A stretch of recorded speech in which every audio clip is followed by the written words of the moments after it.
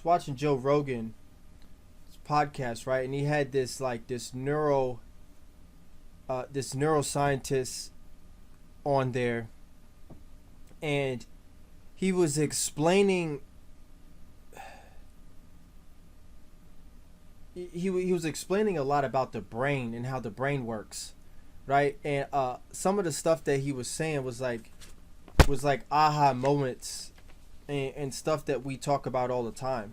So you remember, I didn't really get to record it, but you remember last time when I was talking about how, for example, all these things that have been going on in the public about the rioting and minorities feeling like they're oppressed and at a disadvantaged point in history. And I was having a conversation with this older gentleman who, when I was asking him questions and talking to him, I was just letting him speak, because my job during that time, I liked him as a person, and he was smart, and he was a guy who did like 40 years in the military. He was a colonel in the military. I mean, that's high rank. And started another government job to double dip, get 2 retirements. So I really respected him as a person. So I just wanted to hear what he had to say. Right. It's high. That is a high level. And this guy has crazy respect when he's like low 50s. He's like late 50s, early 60s. And this guy has ridiculous respect when he addresses every single person as sir or ma'am. Everybody, all the time, all day.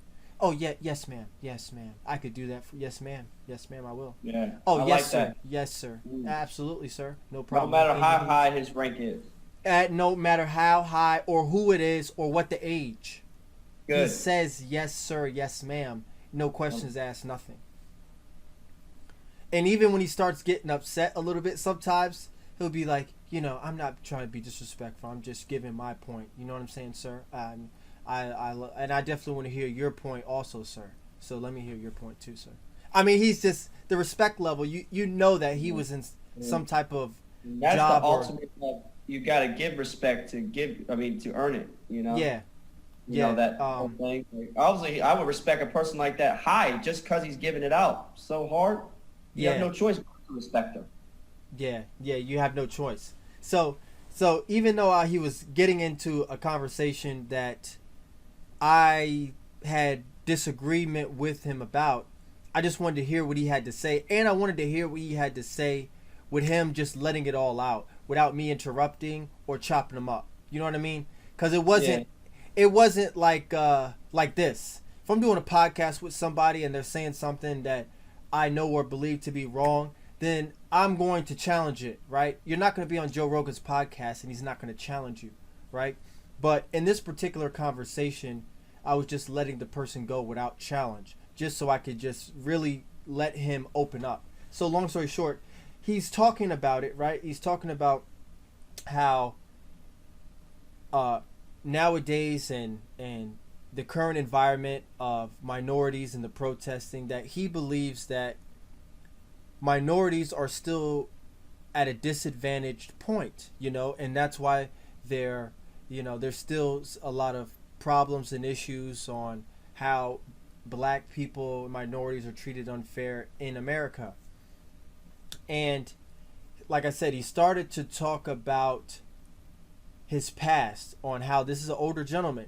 So he talked about as a child how he was able to see and witness segregation. He lived through it. So throughout listening to him, it's made me realize that, okay, him as an individual, segregation is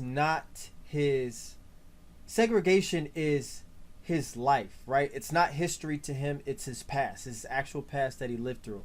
For us, it's just history. We never lived through segregation, right? We can only read about it in books, right? So to us, it's only history that you read through in books. For him, it's not history you read in books, it's his life. So, right? So I remember we talked about this before. And my conclusion was, an individual like him, you're not going to be able to change his mind with things that are going on now. Because throughout him talking, I even asked him, I said, well, would you agree things today are better than they were in the past? And he said, oh, yeah, absolutely, absolutely. I said, because you just said that you witnessed segregation and you went to a mixed school when they first started integrating. And white people used to ask you, well, what are you doing at this school? Because they had just started integrating, right? Wow. That's a harsh reality, right? That's a harsh, we never had to experience that, Yeah, right? Yeah. You know, even if you were a person like us when we were younger, that you might have went to an all white school, not all white, but a majority white school, they never look at you like, well, what are you doing here? Because it's not foreign. Right. You know what I mean? So, so long story short, to him it was his past. So when I asked him, are things better now than they were in the past? And he said, absolutely, absolutely.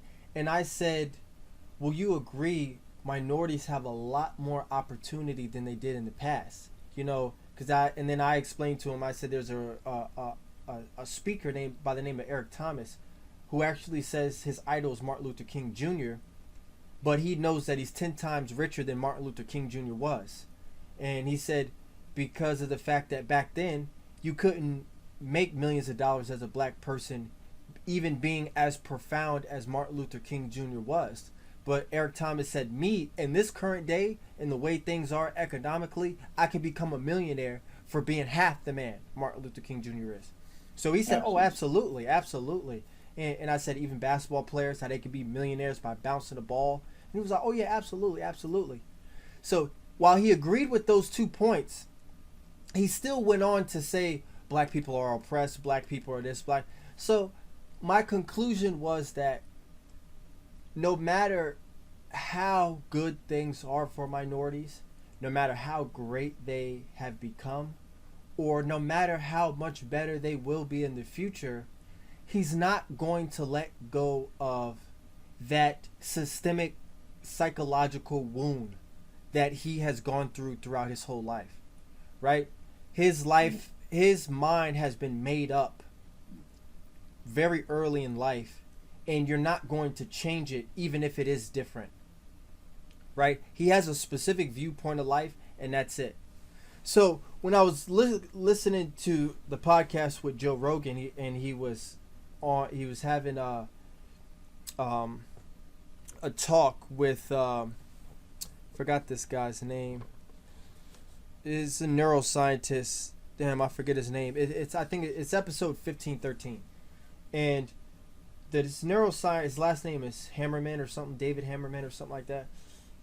And he was talking about neurological plasticity in the brain. And throughout development as an individual, a lot of our decisions, our ways of thinking, and our habits are due to our neuroplasticity, right? And they went to a lot of different viewpoints about neuroplasticity, right? When it comes to working out, motivation, ways of thinking, politics, all these different things. So one of the things he said that relates to what I was just talking about is that children are the neuroplasticity in children is very flexible, right? And as which makes children very malleable, right? The whole purpose of a child is to have rapid learning.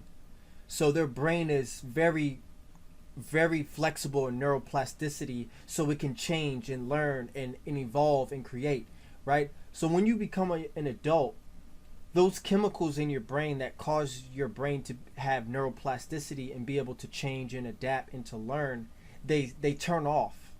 They turn off. And they actually go into a remission mode to where you can't really access them anymore, right? So really quick, so Joe Rogan asked him, well, why did your brain do that? And he said, well, really, to just be bluntly honest, the purpose of evolution, which I've talked about in different points, is the purpose of us is to reproduce, protect our kin, and die and move on. right? And if you look at that with other creatures like ants, all ants do is work, reproduce, protect each other, and move on. And that's what we're supposed to do as people also. The only purpose we have is to reproduce. Like, so when people say, oh, like, I don't want to segue off too much, but when like young girls and young millennials of this day and age say, oh, I don't really want to get married or have a wife or anything like that or have a relationship, it's the stupidest thing in the world. And you can't have a life of happiness if you have that mentality, because the only purpose of us is to have a relationship, be a father, and have a wife or a husband. It really is the only purpose. Having money, having money and shit like that, it has no purpose. It only has purpose because we give it purpose. It's really just us having something fun to do with our time. You know what I'm saying? It really has. What's the purpose of building a business, building money, and building finances, and building people? It really has no purpose. The only purpose is to be in a relationship and have relationships with each other and populate and grow as a species, and that's it. Really. The simplest form. Yeah. Yeah. In a scientific form. So going back, he said that is how the brain functions. It's actually wired through evolution for that. So when you're young, you have the potential to grow a lot. But as you're an adult, your brain is set up in a way to where you just do what you learn and continue life like that, and you die. So moving back to the point I had earlier, it clicked in my brain once he described that, because it made me realize that, as we know, from the ages of 6 to 8 through 13 to 14 is when the most important period of time through your learning, and it will dictate how you generally are as an adult through that phase. So if he as a child developed a specific way of learning, specific habits that were detrimental to him, his way of life throughout that period of time is permanent. It's permanent.